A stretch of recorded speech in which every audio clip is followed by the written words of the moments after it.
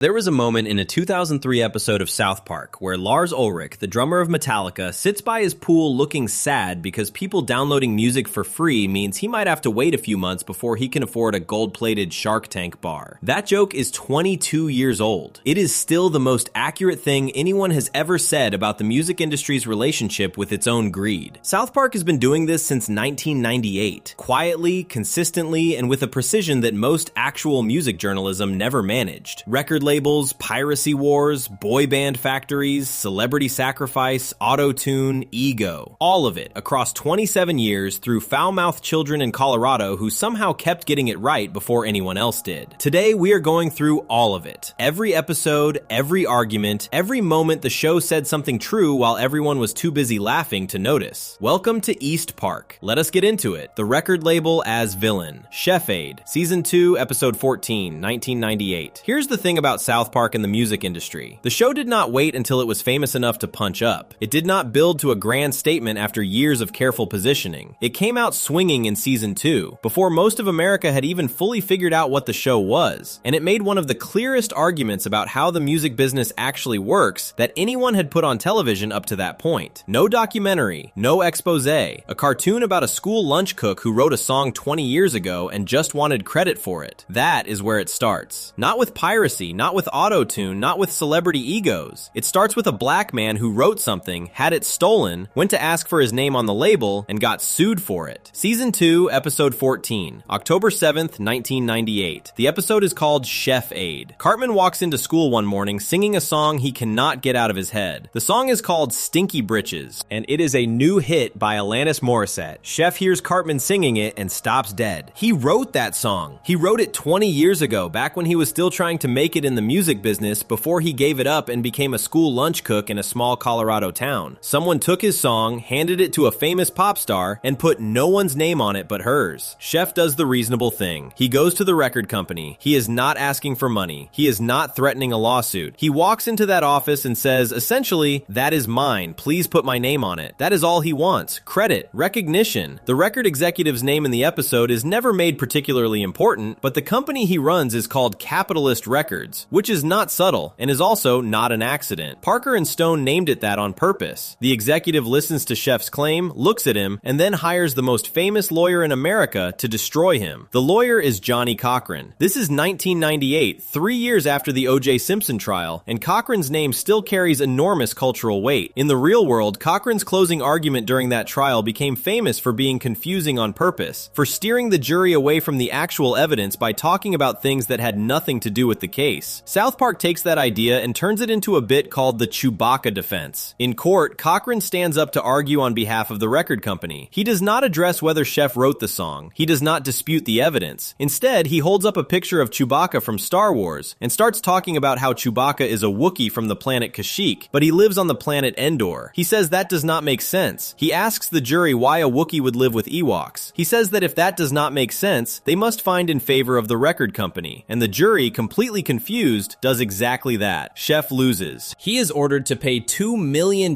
within 24 hours or go to prison for 4 years. The judge initially sentences him to 8 million years before someone in the courtroom corrects him. The record company wins. Chef goes to jail. The Chewbacca defense is not just a joke that landed well. It is now an actual term that real lawyers and legal writers use when describing strategies designed to confuse juries rather than address the actual argument. A legal blogger named Josh Gilliland wrote about it. A lawyer named Devin Stone broke down how many things would never happen in a real courtroom and gave the episode a C- for legal accuracy, while acknowledging that the underlying point about how obfuscation works in courtrooms is completely valid. The joke became real-world shorthand. That is how precisely Parker and Stone identified something true inside the comedy. But there is a layer underneath the Chewbacca joke that is easy to miss if you are laughing too hard at the Ewoks. Chef comes to the record company with proof. He has a recording of himself performing Stinky Britches 20 years earlier. He copyrighted the song. The evidence is there. His lawyer, Gerald Broflovsky, presents it clearly and logically. The record company does not dispute the recording. They do not argue that the song is different. They simply deploy Cochran, and Cochran talks about Star Wars until the jury cannot think straight anymore. Chef had the law on his his side and lost anyway. Because having the law on your side means nothing if the other person can afford a better lawyer. This is 1998. The music industry is at the peak of its financial power. The RIAA later confirmed that 1999, the year after this episode aired, was the single best year for music industry revenue when adjusted for inflation. Major record labels were making more money than they had ever made, and more money than they would ever make again. They had the resources to crush anyone who challenged them, regardless of whether that person was right. Chef is not a nobody. He is beloved, he has famous friends across the industry, and he still gets destroyed in under 24 hours. The episode does not stop there, because the episode was also written to promote a real companion album called Chef-Aid, the South Park album, which came out on November 24th, 1998, about 6 weeks after the episode aired. The album had 22 tracks and featured Elton John, System of a Down, Ozzy Osbourne, Rancid, Puff Daddy, Rick James, Flea from the Red Hot Chili Peppers, Meatloaf, Tom Morello, Ween, and Primus. That is not a small list. That is essentially everyone who mattered in rock and alternative music at the time, plus several names from hip-hop. Matt Stone told Pitchfork in 2010 that everyone wanted to be on the South Park album. He said he and Parker had originally wanted to make it more of a Chef album, leaning into the character voiced by Isaac Hayes, but the label pushed back. The label said, in Stone's own words, people wanted to hear Kid Rock and Ozzy and Puffy and other names. So the album became what the label needed it to be rather than what the creators wanted it to be. That detail is either a coincidence or it is the most on-the-nose possible footnote to an episode about the music industry's ability to override creative intentions. All those artists who appeared on the album also appear in the episode's Chef-Aid concert sequence, performing to raise money for Chef after he goes to jail. Ozzy Osbourne bites off Kenny's head. Elton John shows up because, according to the episode's backstory, Chef was the one who convinced a young Elton John to start wearing outrageous costumes and to let someone else write his lyrics. Meatloaf is there because Chef suggested he change his name from Couscous to Meatloaf.